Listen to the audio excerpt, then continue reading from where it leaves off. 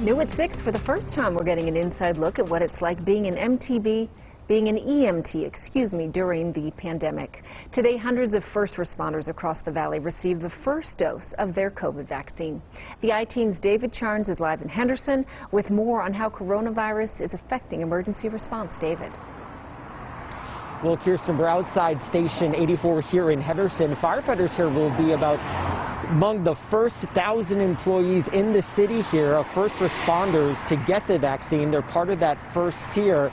Meantime, this all comes as the I-Team has learned that calls to 911 about medical emergencies, that kind of stuff, is down about 30%. But EMTs told me today there is no reason to worry.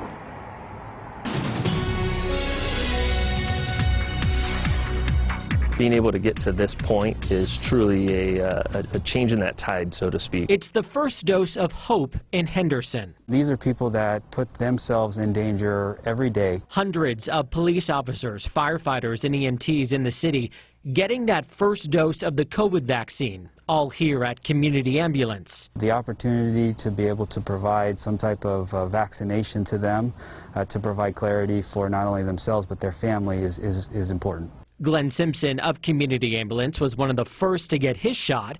He says COVID has changed the way his team responds to a call. Every time you call 911, your call is being screened.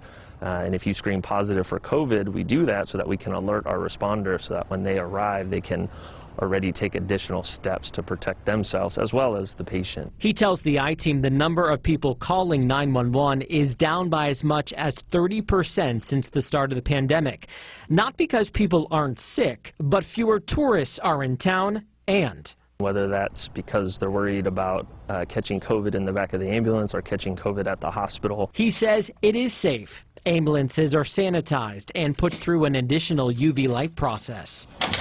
With more protection, these first responders will be able to get the vaccine out to the rest of us. Being able now to administer vaccines to our own and eventually other tier groups is certainly it's part of why we get into this business.